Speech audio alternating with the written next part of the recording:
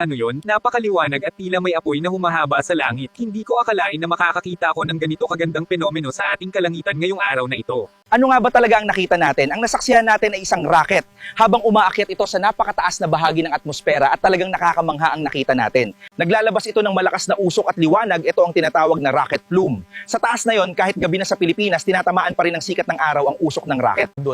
Kaya nagiging maliwanag ito at kumakalat na parang ulap na kumikinang, kaya nagmumukhang jellyfish o kometa sa langit. Bakit parang kakaiba ang itsura? Hindi kasi ito pangkaraniwang nakikita natin araw-araw. Kaya kapag may ganitong phenomenon, may maliwanag na ulo, yung rocket mismo, syempre nakakabigla lang talaga.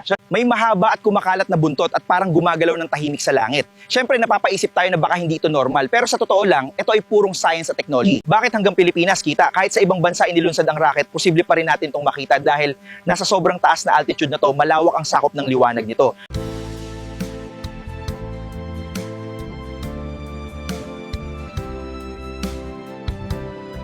Minsan, ang mga bagay na kinakatakutan natin ay hindi naman talaga nakakatakot, hindi lang natin naiintindihan. Kaya dapat ay buksan natin ang ating mga isipan at puso sa pag-unawa sa lahat. Ang liwanag sa langit na akala natin ay kakaiba o delikado, ay isang patunay lang ng pag-unlad ng agham at teknolohiya na nagpapakita ng ating kakayahan bilang tao. Real talk, sa panahon ngayon, hindi na lang sa lupa ang galaw ng mundo, pati sa kalawakan, tuloy-tuloy na ang progreso at hindi na ito mapipigilan ng kahit sino.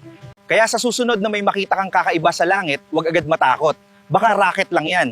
Kaya huwag kang mag-alala dahil normal lang na makakita ng ganyan. Real talk lang, hindi lahat ng kakaiba ay delikado. Minsan, kaalaman lang ang kulang. Kailangan lang nating buksan ang ating isipan at mas intindihin ang mga bagay na bago sa atin.